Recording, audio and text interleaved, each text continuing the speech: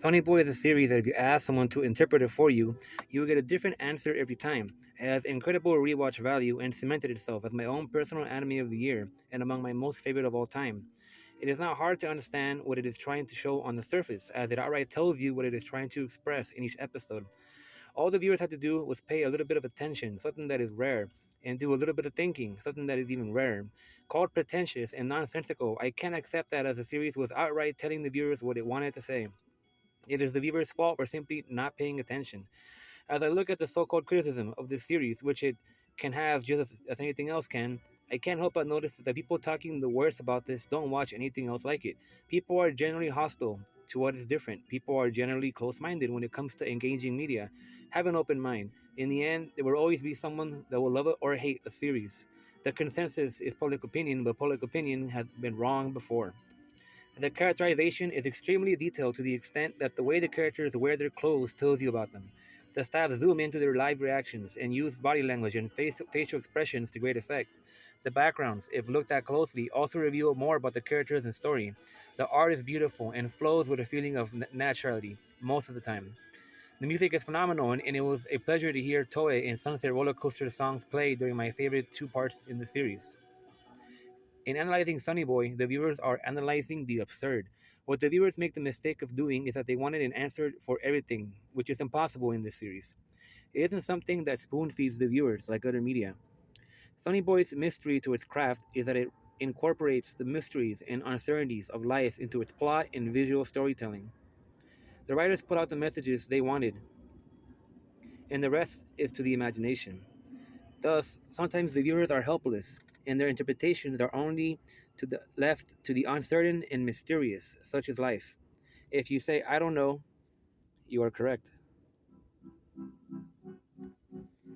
The story involves a recurring event of classroom drifting. An entire class is given random supernatural powers, sometimes powerful ones, and sometimes not so powerful ones. Some of the powers have to do with the insecurities of the power holder. As the students begin to realize this and start experimenting, their powers clash together and somewhat subconsciously, and they are sent to the Discworlds, different realities full of worlds with unique rules and visuals. Left stranded with uncertainty about being able to go back, the students began to form factions as some try to assume command, some look for a way to get back, and while others try to escape and just follow their own paths.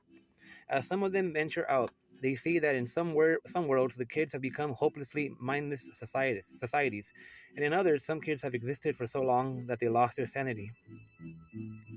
It is a beautiful journey to try and return to the source while pouring out meaningful lessons about life. The kids are forced to grow up and find resolve in this hopeless situation. Of all the characters, Hoshi is one of the most fascinating. The director said that he was supposed to be portrayed sort of like a politician. The devilish end of his arc is very fitting with that. Hoshi is the only one that knew that this was going to happen, but decided to remain because of his savior complex.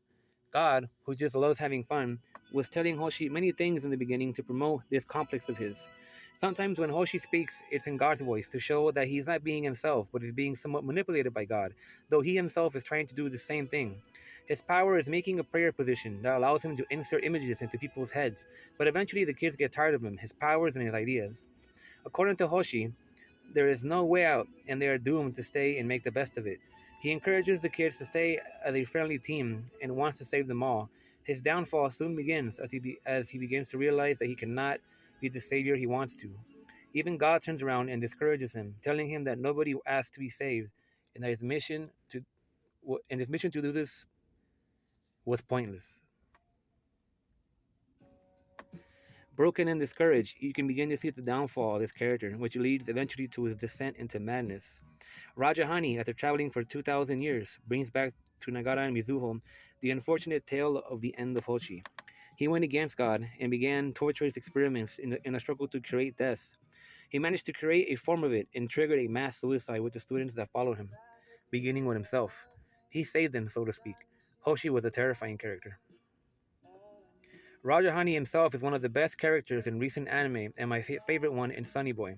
Incredibly smart, but written in a way to not make him feel too smart, he carries positive energy as he tries to analyze the Discworlds and creates great inventions. He assures the kids that a way back will be figured out. His fascination with science and experimenting helps the cast eventually find a way back. Unfortunately for him, his desire to wander the discworlds and carry out more scientific research while meeting new people makes him unable to go back as he did all this for 2,000 years. The viewers can see that his sanity is slowly slipping away as he forgets how to act human more and more, because time flows differently in the different Discworlds, and everyone is in stasis in the Discworlds. He died coming back since he'd automatically aged 2,000 years. But to him, someone who loves to learn and do scientific research, perhaps it was his own personal heaven to stay there and follow his passion for eternity. He'd eventually become a forest, literally.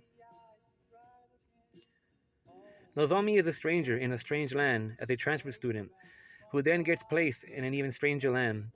Her smile and influence are the bright light that help Nagara grow as a person. There are many cuts to her eyes as she is very observant and came to realize a lot about the cast during the time she was there. Towards the end, her optimism fades while trying to come to terms with the fact that she died in the other world between the drifting, leaving only her copy uncertain of what will happen. Mizuho is my second favorite character. Her power is to cause a form of immortality that came about of her intense desire for no one to die. Brutally honest but laid back, she becomes one of the few who stay with Nagara and struggle for a way back until they finally achieve it. Though she can be harsh in her honesty, it's to help people and force them to hear what they need to hear. She'll often show her soft side to her closest friends and direct hostility to her enemies. As she cried with the desire to go back home, I realized that this character is very precious, and I always rooted for her and hoped she'd make it. Thanks to her cat, she was able to live the luxurious life she never had, such as endless good food and a castle all to herself and her pets. But as much as she spoiled herself and acted carefree and smug, you can see in her face during the running scene with Nagara the marvel that inside she was a scared child, desperately wanting to go home and uncertain of what will happen to her and her friends. Her cats that help cause the drift all have powers involving bringing goods back from the other world and copying them. Sakura, the white cat, assumes an overprotecting role for Mizuho's own good. All of the cats watched her grow since she was very little, and because of old age, they don't have much time left. They drift. The drift kept them together, but ultimately, and as painful as it was for Sakura, she had to learn to let go and say goodbye to her child, and as all mothers eventually have to do as part of being a parent. As Toei's song began to play, I couldn't help but feel sad for Asakase's depressed and hopeless stare. It was revealed in the world post-drift that he really was a good and kind person. But as God is having fun and trying to meddle, Aki, a student with the power to take on the form of other people, is sent in to corrupt them. Asakase is very insecure about himself, and Aki's physical and emotional trickery corrupted him. He got full of himself and developed a God complex. But God still wasn't done with him yet, and Aki ended up making Asakase create a form of death in the Disc world. After being rejected by Nozomi, he let her die instead of saving her.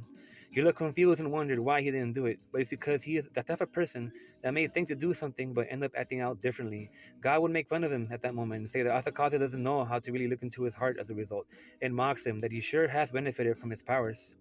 Left alone in the middle of the Discworld, warping and spinning all around him, having lost everyone and left in the void, isolated for the never-ending eternity to come, it was truly a tragic end. As corrupted as he got, I developed a soft spot for him in the end. As Nagara and Mizuho began getting tired and falling behind while running in the light towards the light, Asakaze reached out with his hand and gave them the final push by what looked like a sacrifice of himself to give them the energy to continue going. Sonny Boy as a whole changed my life and really showed me just how great anime still can be. Unfortunately, it will be misunderstood and hidden in the corner from the treatment it got, a fate that happens to a lot of classics. 100 out of 100. Thank you for listening.